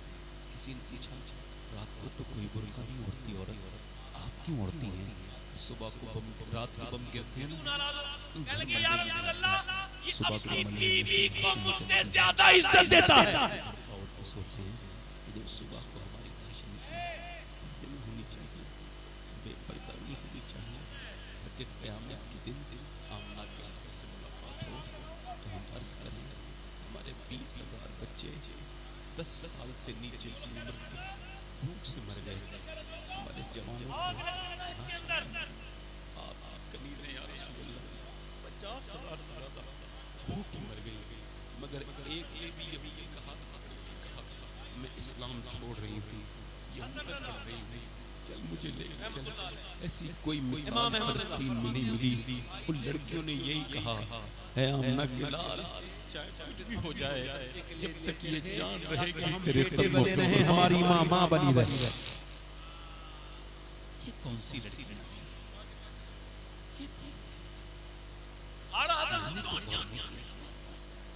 जब मेरी बहन बेपर्दा शादी में आई तो मैंने दूसरे की बहन को देखा, बुरी नजर से अपनी बहन से नहीं कहा सर पे दुपट्टा रख ले। अगर मैंने दूसरे की बहन ना देखकर अपनी बहन के सर पे दुपट्टा रखा होता तो मेरी बहन को कोई दूसरा नहीं शेर पड़ा था। कौन सा? यही जब आपकी कश्ती मझधार में आई तब आपने कहा था आने दो या डिबो दो, अब तो तुम्हारी जानिब कश्ती तुम्ही पे छोड़ी, लंगर उठा दिए। ये आपका हज हो चुका है। आला हज़रत अपने भाई को छोड़ने के लिए जा रहे हैं। और कहाँ जा रहे हैं? वहां जा रहे हैं झांसी। झांसी कितना दूर है? 500 किलोमीटर है यहाँ से। उस जमाने में जबकि ट्रेन नहीं थी, बस नहीं थी, मोटर नहीं थी, उस जमाने में जब घोड़े गाड़ी का सफर था तो तकरीबन 15 दिन लगे होंगे, लगते होंगे नहीं। और अल्लामा ज़फ़रुद्दीन बिहारी बिहारी कहते हैं हम आला हजरत के साथ थे, तो आला हजरत हम छोड़ने के लिए गए उनके भाई को, तो 15 दिन लगे। आला हजरत ट्रेन में बिठा ले अपने भाई को, और बिठाने के बाद जैसे सीटी पहली लगी वैसे ही आला हजरत की आंखों में आंसू आ गए और एकदम मदीने वाले का मदीना याद आ गया। और आला हजरत ये शेर पढ़ने लगे, गुजरे जिस राह से वो सैयदे वाला होकर, रह गई सारी जमीन अंबरे सारा होकर, और चमने तैवा है वो बाग के मुर्गे सिदरा पर सोचे के हैं जहां बुलबुले शहदा होकर। वाए महरूमी किस्मत के मैं फिर अब की बरस रह गया हम रहे ज़फ़ारे मदीना होकर। ये शेर लिखा आला हजरत ने और ये पढ़ा और फिर रोने लगे, बहुत रोए। भाई ने कहा क्या हुआ भाई, तुम मदीने जा रहे हो मगर मैं भी मदीने जाऊंगा, चलो भाई ले रजा सब चले मदीने को, मैं ना जाऊं। अरे जल्दी बोलो, मैं ना जाऊं। अरे हैं आप? मैंने कहा फातिमा आपको मुझसे शादी पसंद है? नहीं ये तो अल्लाह का करम हुआ है। नबियों के बाद सबसे खूबसूरत जोड़ा अली और फातिमा का है। जोर से बोलो, अली और फातिमा का है। हज़रत सैयदना मौला अली रज़ी अल्लाह तआला कहते हैं, मैंने कहा फातिमा मैं आपके इस सब्र को देख के, शुक्र को देख के, चेहरे पे कोई शिकवा नहीं, आपके जिस्म पे, आपके लब पे कोई शिकवा नहीं और चेहरे पे कोई शिकन नहीं, वालिदा से इजाजत लूंगा उसके बाद जाऊंगा। लड़की के दिल के अरमान होते हैं, जब वो दुल्हन बने, मेरी बहनें को सुन भी रही है, जब वो दुल्हन बने ना तो एक जोड़ी कपड़े नए पहने, मगर मैं देख रही हूँ आप जिस कपड़े में दुल्हन बनी है उसमें 17 फूल लगे हैं और आपके चेहरे पर कोई शिकन नहीं है। हज़रत अली कहते हैं वो आगे बढ़ी, बड़े बाप की बड़ी बेटी थी, हाथ पकड़ के मेरा कहा है मेरे सरताज बिल्कुल गम न करें, मेरे अब्बा ने मुझे बचपन से समझाया है, मेरी फातिमा अल्लाह कपड़ों से राजी नहीं होता, मेरी बेटी अल्लाह सजदों से राजी होता है। इस वजह से आ गया हूँ वापस कि जब तक आप इजाजत नहीं दोगी मेरा हज अल्लाह कबूल नहीं करेगा, जब तक आप इजाजत दोगी मेरे सरकार मुझसे राजी नहीं होंगे। माँ मचल गई, बेटे की पेशानी को चूम के कहा मेरे बेटे अहमद रजा के, ऐ मेरे बेटे तुझ पे मैं कुर्बान जाऊं। फिर हाथ उठा के दुआ किया, या अल्लाह मेरे बेटे का हज कबूल करना, या रसूल अल्लाह इसकी हाजिरी। आला हजरत ने सिर्फ 15 दिन का सफर किया, 1 महीने का, अपनी वालिदा की इजाजत के लिए इजाजत ली और उसके बाद फिर मदीने का आशिक चला है, ये कहते हुए शुक्र खुदा के आज घड़ी उस सफर की है जिस पर निसार जान फलाह जफर की है। और फिर उसके बाद हज किया और हज करने के बाद फिर आप चले मक्के से मदीने। हाजियो आओ शहनशाह का रोजा देखें, काबा तो देख चुके, काबे का काबा देखें। आला हजरत फिर चले हैं मक्के से और ये शेर गुनगुनाते हुए लिखते हुए गए हैं, कालक जबी की सजदे दर से छुड़ाओगे, मुझको भी ले चलो ये तमन्ना हजर की है। आगोशे शौक खोले हैं जिसके लिए हतीम वो मुड़ के देखते नहीं, ये धुन किधर की है, बरसा के जाने वालों पे रहमत करूं निसार, अपने करम से अर्ज ये मीज़ा बेज़र की है। और फिर मदीने पहुंचे तो कहने लगे मुजरिम बुलाए आए हैं, जाऊ का है गवाह। फिर रधो कब ये शान करीमों के घर की है, सरकार हम गवारों में तर्ज़े अदब कहां, हमको तो बस तमीज यही भीख भर की है। लब्बा है आंखें बंद है, फैली है झोलियां, कितने मजे की भीख तेरे पाक दर की है। आसी भी है चहीते ये तैबा है जाहिदो, मक्का नहीं के जान जहां खैर और शर की है। ममता का हाथ उठते ही दादा की देन थी, दूरी कुबूर अर्ज में बस बात भर की है। फिर बैठ गए मदीने वाले सरकार के पास और फिर कर्ज करते हैं, ए अल्लाह के रसूल गुम्बदे खजरा तो पहले भी देखा था, मगर आज आपका जब तक चेहरा नहीं देखूंगा अहमद रजा यहाँ से उठेगा नहीं, न कुछ खाएगा न कुछ पिएगा। मोहब्बत के धरने पे बैठ गए और जब कोई देर हुई तो फिर दिल तड़पा, फिर ये कलाम लिखा, वो सुए लालाजार फिरते हैं, तेरे दिने बहार फिरते हैं, जो तेरे दर से यार फिरते हैं, दर बदर यूं ही खार फिरते हैं। और उस गली का गदा हूं मैं जिसमें मांगते ताजदार फिरते हैं। और फिर आजिज़ी की हदों को पहुंचे, कोई क्यों पूछे तेरी बात रज़ा, तुझसे कुत्ते हजार फिरते हैं। जब कुत्ते का लफ्ज इस्तेमाल हुआ है तो रहमत मेरे नबी की जोश में आई, सारे पर्दे हटा दिए गए, हुजूर के गुंबद से आवाज आई, अहमद रजा इस दौर में तेरी तरह कोई नहीं है, कोई नहीं है। हुजूर का चेहरा देखा आला हजरत ने और जैसे ही चेहरे को देखा है पुकार उठे वो कमाल हुस्न हुजूर है। ये गुमान नक्श जहां नहीं, यही फूल खार से दूर है, यही शम्मा है कि धुआं नहीं। उसके बाद आपने हुजूर का चेहरा देखा तो पुकारे थे तू जिंदा है वल्लाह, तू जिंदा है वल्लाह, मेरे चश्मे आलम से छप। नारे तकबीर, नारे रिसालत, फैज़ान आला हज़रत, जश्न गौसुल वरा। अपने बाप से अब्बा नहीं कह रहा और ससुर से अब्बा मर जाए अब्बा जी कह रहा और अपनी माँ से बात नहीं कर रहा है। अच्छा, जिसका खुद का अब्बा दूसरे को अब्बा कहते हुए अच्छा लगता है। अच्छा, अपनी माँ से बात नहीं कर रहा है, सास को अस्सलाम वालेकुम बड़ी मोहब्बत से सलाम कर रहा है। अच्छा, मेरी तरफ देखो, इधर देखो, गौर करो, ये कितना बड़ा बेकार इंसान है, घटिया इंसान है, जिसे अपनी माँ से बात करने की तौफीक नहीं और बदबख्त। अच्छा, एक बात और बताऊं आपको, आज के बाद दोस्ती करो, क्या करो, दोस्ती करो, रिश्तेदारी करो, लेन देन करो, उधार लेना देना करो, दोस्ती करो, यकीन करो, विश्वास करो। और अगर आपको भरोसा करना हो, ट्रस्ट करना हो, तो एक बात मेरी याद रखना, कभी आप धोखे में नहीं आओगे। जिसके साथ तुम्हें लेना देना हो, भरोसा करना हो, उसके बारे में पता करना ये माँ बाप का वफादार है कि नहीं, क्योंकि जो माँ बाप का वफादार नहीं हो सकता वो दुनिया में किसी के साथ वफा नहीं कर। जिंदाबाद जिंदाबाद, सुभान अल्लाह, नहीं कर सकता। आजकल कुछ मौलवी ऐसे पैदा हो गए, मतलब बीवी का भी आप बाप मगर ठीक है ताकि हुजूर के एक सहाबी और सहाबी के पैर के धूबन के बराबर में नहीं हो सकता। हम में से कोई और ये मशीयत के लिए वाक़या हुआ है, अल्लाह समझा रहा है, ये अक्ल के लिए अल्लाह ताला लोगों को समझाना चाहता है। एक सहाबी कलमा नहीं पढ़ पा रहे हैं, नहीं पढ़ पा रहे, हुजूर आए, सरकार ने कलमा देखा कि रूह नहीं निकल रही है, तो सरकार ने मां को बुलाया। किसको बुलाया? और ये हुजूर का गैब है, पहचान लिया कि इसकी रूह क्यों नहीं निकल रही है। मां को बुलाया और सुनो, सरकार ने फरमाया क्या तुम इससे नाराज हो? हुजूर क्या हुआ? तो तुम्हारी नाराजगी की वजह से इसकी रूह नहीं निकल पा रही। जल्दी बोलो कलमा, जल्दी बोलो। नाराज हो? अच्छा, क्यों नाराज? ये सवाल है, इसका सवाल के जवाब। क्यों नाराज हो? क्यों नाराज? तो कहने लगी, जब मारा, गाली दी है, धक्के दिए, क्यों नाराज हो? कहने लगी या रसूल अल्लाह, ये अपनी बीवी को मुझसे ज्यादा इज्जत देता है।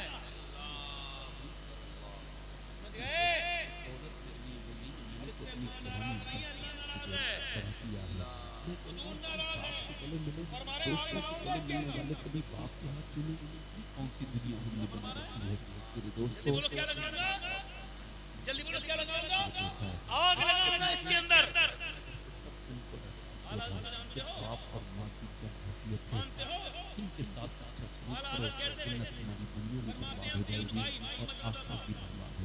हसन रजा रहमतुल्लाह अलैह, इमाम अहमद रजा फरमाते हैं हम तीनों भाई थे, तीनों सारे पैसे कमा के अपनी अम्मी को देते थे और फिर अम्मी से खर्चे के लिए लेते थे ताकि हम बेटे बने रहे, हमारी माँ माँ बनी रहे।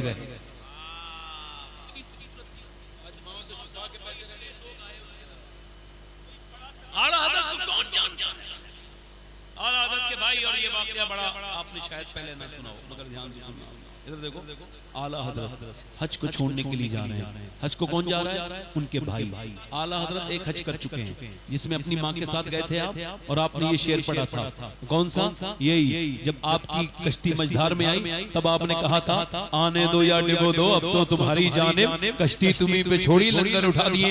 ये आपका हज हो चुका है। आला हज़रत अपने भाई को छोड़ने के लिए जा रहे हैं, और कहाँ जा रहे हैं? वहां जा रहे हैं झांसी। झांसी कितना दूर है? 500 किलोमीटर है। यहाँ से उस जमाने में जबकि ट्रेन नहीं थी, बस नहीं थी, मोटर नहीं थी, उस जमाने में जब घोड़े गाड़ी का सफर था तो तकरीबन 15 दिन लगे होंगे, लगते होंगे नहीं। और अल्लामा ज़फरुद्दीन बिहारी कहते हैं हम आला हजरत के साथ थे, तो आला हजरत हम छोड़ने के लिए गए उनके भाई को, तो 15 दिन लगे।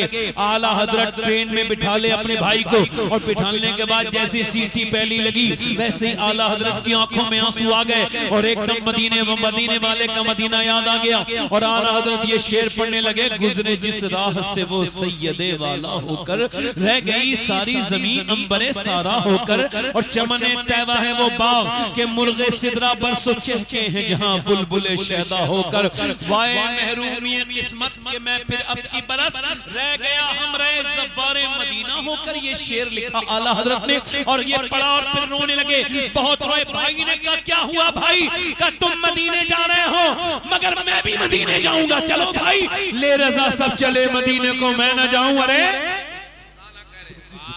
जल्दी बोलो मैं ना जाऊं, अरे जल्दी बोलो मैं ना जाऊं, अरे मैं भी जाऊंगा। भाई ने कहा तो फिर चलो। न पासपोर्ट की जरूरत, न वीजे की जरूरत, बस आप बैठे पानी के जहाज में बंबई से और पहुंच जाएं। आधा सफर हो चुका है हमारा, झांसी तक जो सख्त सफर है वो घोड़े गाड़ी के सफर में हो गया। अब चलते हैं। मैं जाऊंगा तो इसी साल, मगर तुम्हारे साथ नहीं जाऊंगा। क्या क्यों? क्या पहले बरेली लौटूंगा। कहा क्यों? क्या पहले बरेली जाऊंगा, अपनी वालदा से इजाजत लूंगा, उसके बाद जाऊंगा।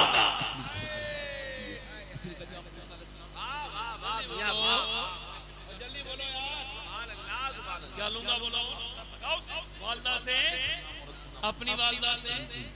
आला हजरत ने सफर किया होगा 15 दिन का सफर करके। सैयदी सरकार आला हजरत जब बरेली पहुंचे होंगे, माँ ने देखा मेरे बेटे छोड़ आए तो रोने लगे और रोए। मेरे बेटे हज करने जाना चाहता हूँ, तो बेटे चले जाना। चले जाते, वहीं से क्यों वापस आ गए? कहने लगे अम्मी जान ना इस वजह से आ गया हूँ वापस कि जब तक आप इजाजत नहीं दोगी मेरा हज अल्लाह कबूल नहीं करेगा। जब तक आप इजाजत दोगी मेरे सरकार मुझसे राजी नहीं होंगे। माँ ने जब अपने बेटे की ये बात सुनी, माँ मचल गई, बेटे की पेशानी को चूम के कहा मेरे बेटे अहमद रजा के, ऐ मेरे बेटे तुझ पे मैं कुर्बान जाऊं। फिर हाथ उठा के दुआ किया, या अल्लाह मेरे बेटे का हज कबूल करना, या रसूल अल्लाह इसकी हाजिरी। आला हजरत ने सिर्फ 15 दिन का सफर किया, 1 महीने का, अपनी वालदा की इजाजत के लिए इजाजत ली और उसके बाद फिर मदीने का आशिक चला है ये कहते हुए शुक्र खुदा के आज घड़ी उस सफर की है जिस पर निसार जान फलाहो जफर की है।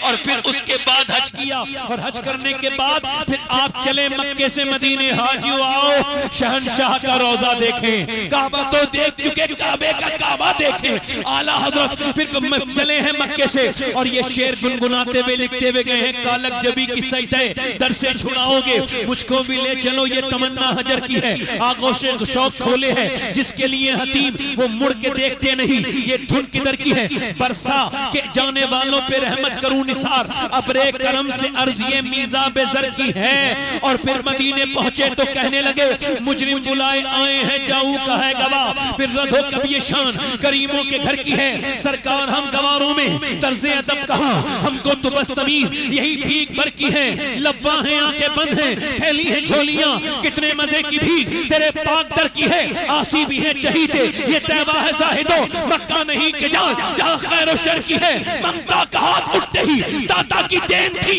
दूरी क़ुबूर और अर्ज़ में बस हाथ भर की है। फिर बैठ गए मदीने वाले सरकार के पास और फिर कर्ज करते हैं, ए अल्लाह के रसूल गुम्बदे खज़रा तो पहले भी देखा था मगर आज आपका जब तक चेहरा नहीं देखूंगा अहमद रजा यहाँ से उठेगा नहीं, न कुछ खाएगा न कुछ पिएगा। मोहब्बत के धरने पे बैठ गए और जब कुछ देर हुई तो फिर दिल तपा, फिर ये कलाम लिखा, वो सुए लालाजार फिरते हैं तेरे दिने बहार फिरते हैं, जो तेरे दर से यार फिरते हैं, दर बदर यूं ही खार फिरते हैं, और उस गली का गदा हूं मैं जिसमें मांगते ताजदार फिरते हैं। और फिर आजिज़ी की हदों को पहुंचे, कोई क्यों पूछे तेरी बात रज़ा, तुझसे कुत्ते हजार फिरते हैं, जब कुत्ते का लफ्ज इस्तेमाल हुआ है तो रहमत मेरे नबी की जोश में आई, सारे पर्दे हटा दिए गए, हुजूर के गुंबद से आवाज आई, अहमद रजा इस दौर में तेरी तरह कोई नहीं है, कोई नहीं है। हुजूर का चेहरा देखा आला हजरत ने, और जैसे ही चेहरे को देखा है पुकार उठे वो कमाल हुस्न हुजूर है, ये गुमान नक्शे जहां नहीं, यही फूल खार से दूर है, यही शम्मा है कि धुआं नहीं।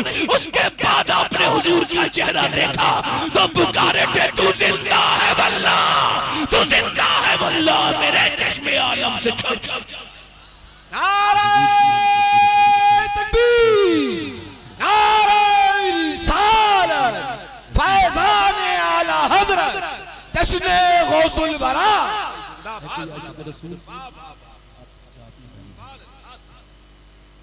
मर जाए तो कोई है एक आशिक रसूल की इज्जत इतनी करो जैसी सुन्नत रसूल के लिए, कोई और सुना कोई है दीवाना इमाम अली मकाम करबला वालों का, इधर देखो क्लियर शरीफ कोई जा रहा गौसे है, आज़म का दीवाना बैठ जाओ जल्दी, बैठो जल्दी, आज तक किया तुमने सभी के लिए, आज से जीवन मेरी तरफ देखो। है कोई दीवाना इसमें फिल्म कोई ये कोई ऐसी बात है, आओ आओ रसूल ने फरमाया ऐसे माफ करो, एक सुन्नत रसूल, कोई दूसरा है, दूसरा कोई अच्छा बताओ किसी तस्वीर साहब नाराज हो एक नंबर आपने तस्वीर साहब और एक नंबर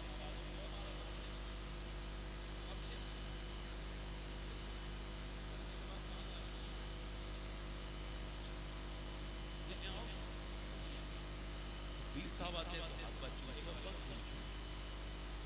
दूसरा आशिक रसूल है,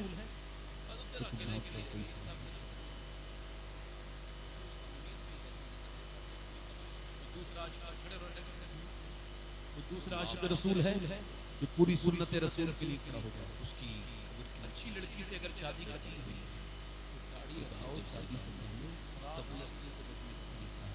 क्योंकि कोई भी बिगड़ी हुई लड़की दाढ़ी वाला पसंद नहीं करती, दाढ़ी वाला वही पसंद करती है जिसे मदीने वाला पसंद करती फिर क्या फायदा है। कोई दूसरा आशिक रसूल ने बेथल काट के अब्बा के सामने रखा होता तो बड़ी खुशी उसी को होती।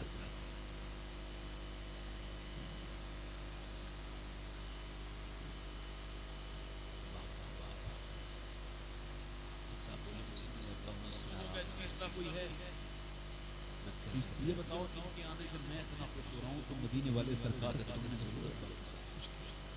कोई तीसरा आशिक रसूल है, इसमें फिर रसूल तीसरा नौजवान पीछे से खड़ा हो जाएगा।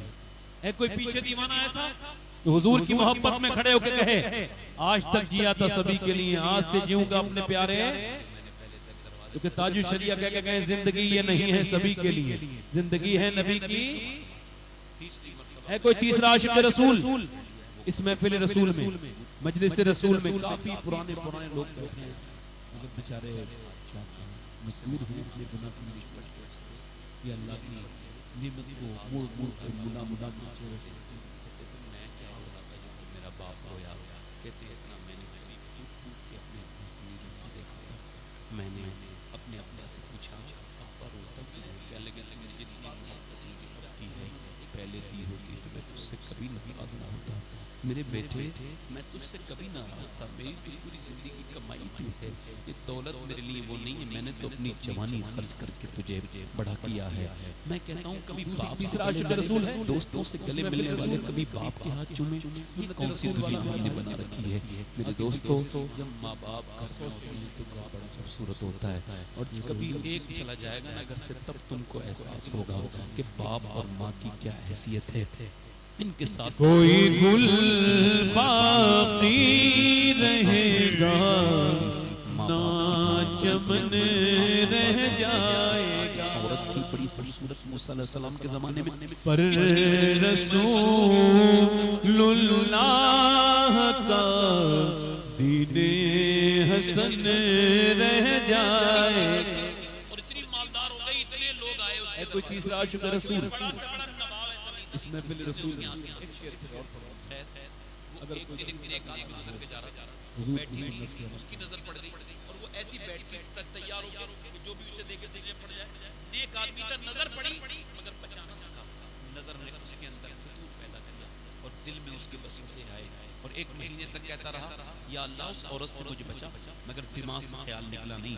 1 महीने के बाद सब कुछ पैसे वैसे बेच के, पैसे वैसे लेके, जमीन बेच के अपनी झोपड़ी उसके पास गया और जाके बोला, लो ये पैसे लो, कौन से दिन आना है? वो वक्त देती थी, फला दिन आना, फला दिन पहुंच गया। और जब वो रात को है कमरे में, ओ इत्र में नहाई हुई दुल्हन बनी बैठी है, ये भी जवान है, वो भी हुस्न की मलका है। इसने हाथ थोड़ी देर बात करता रहा, फिर फिजिकल होना चाहा, टच करना चाहा, हाथ इसका कांपने लगा, पसीने आ गए। उसने क्या हुआ, क्या बात है? लेकिन मेरी तबीयत बिगड़ रही है। तबीयत तो बिगड़ों की ठीक हो जाती है यहाँ पे, सही बता क्या बात है? सही सुनना चाहती है? हाँ, तो सुन, जब मैं सजदा करता हूँ तब भी अल्लाह मुझे देखता है, और आज मैं जब तेरे जिस्म से खेलने आया हूँ तब भी हज़रत इमाम जाफर सादिक कोई आशिक रसूल है? इसहाक बिन हुजूर का आशिक तीसरा आगे पीछे से कोई दीवाना सोचते हो अल्लाह तो तीसरा हो तो देर न करे। तुम ये सोचते हो कि तुम गुनाह कर रहे हो, अल्लाह तुम्हें देख रहा है, तुम मुसलमान हो।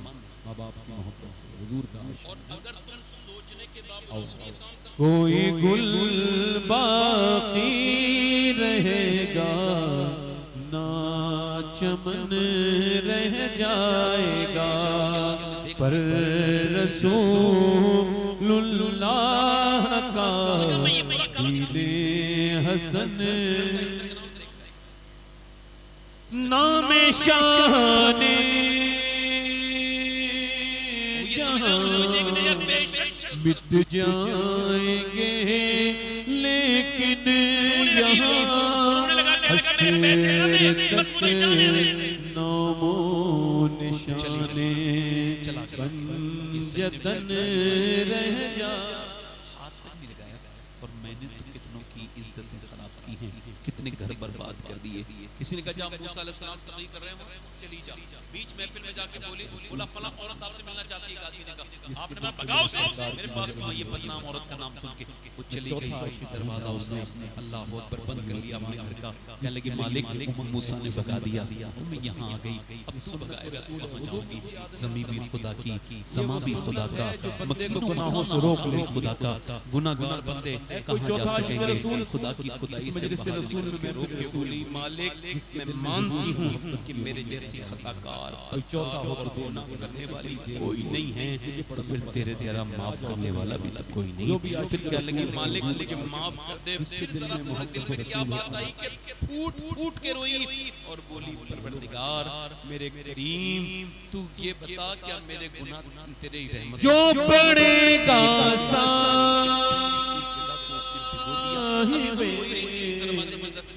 लौलाक के ऊपर दुरूद आग से महफूज उसका तन बदन रह जाए।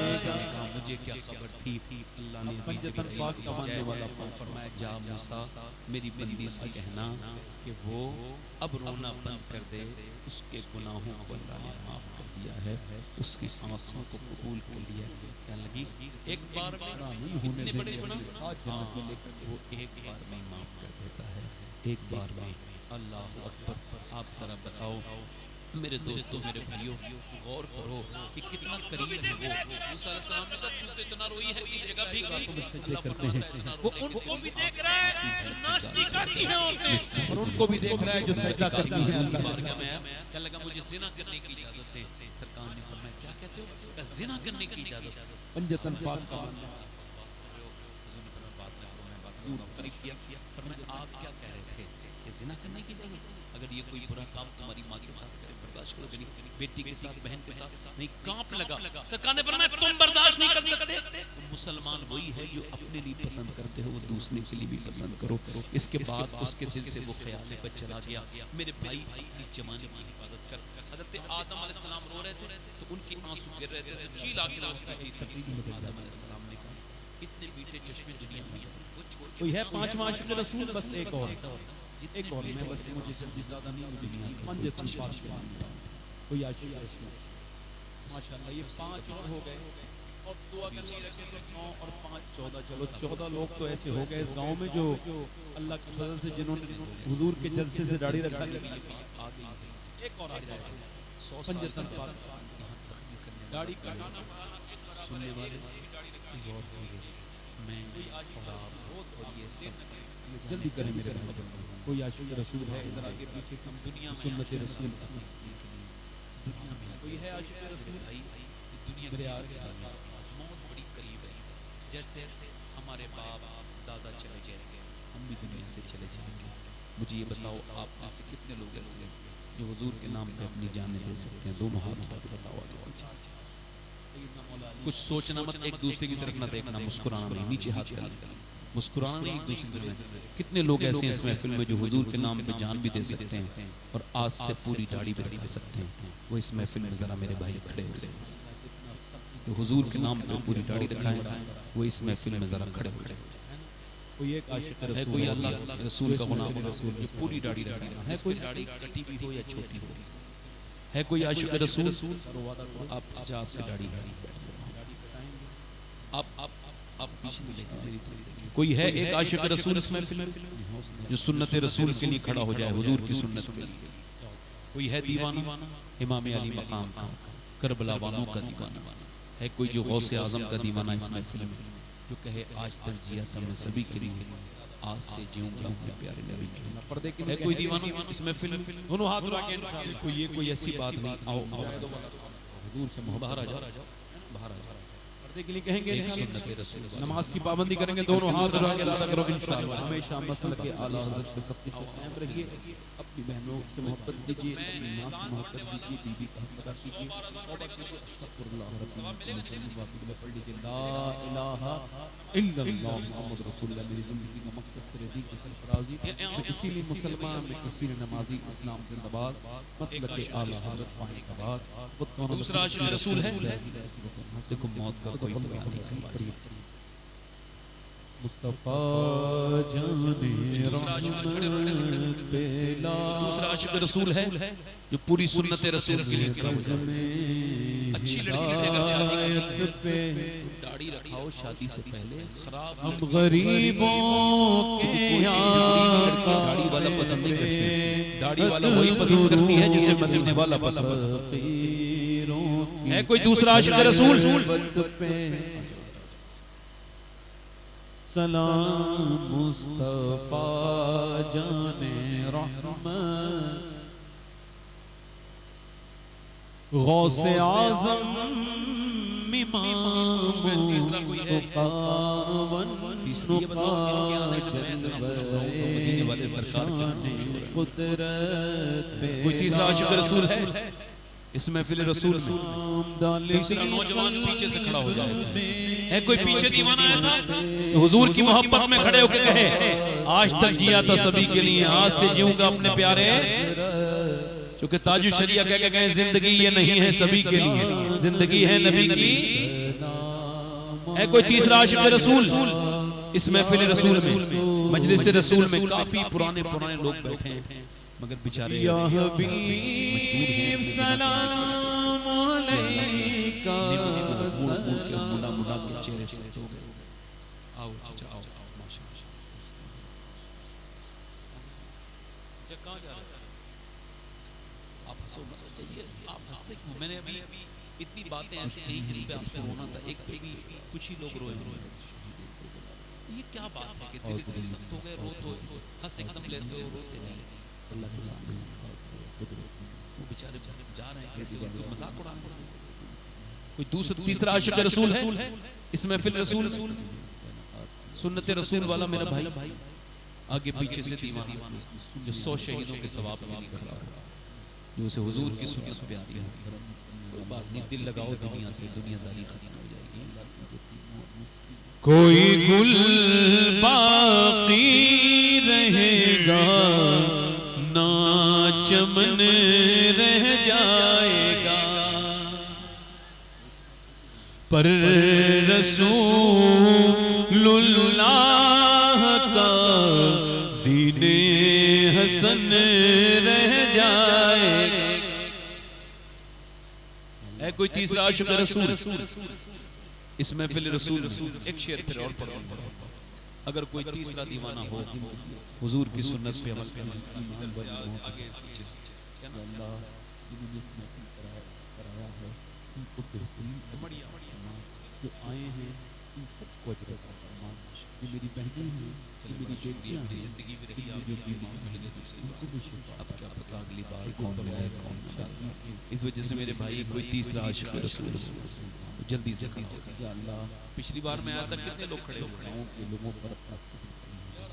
यहाँ के कब्रिस्तान में जितने भी हमारे मरहूमीन हैं, मेरे वालिदैन, जितने भी लोग इस गाँव की पूरी दुनिया सबकी मग़फ़िरत बख्शिश फरमा। सब 2-3 दिन रखिए ना, कोई बात नहीं। या अल्लाह अपने फज़ल करम से हम सब की बख्शिश फरमा। हमारी खताओं को माफ़ फरमा दीजिए। इस महफिल में या अल्लाह जो कर्ज से परेशान हैं उन्हें कर्ज से कुछ मेरे से दरवाजे बंद हैं, तुम्हारी मर्जी नहीं कर सकती। मुसलमानों के मोबाइल में गाने तीसरा कोई आशिक रसूल है? हुजूर का आशिक तीसरा, आगे पीछे से कोई दीवाना, कोई तीसरा हो तो देर न करे मेरा भाई। जिससे हुजूर की मोहब्बत ज्यादा हो, अपने माँ बाप की मोहब्बत से हुजूर का आशिक है। आओ कोई गुल बाकी रहेगा ना चमन रह जाएगा, पर रसूलुल्लाह का दीने हसन नामे शाने जहां मिट जाएंगे, लेकिन यहाँ हश्र तक नामो निशाने पंजतन रह जा।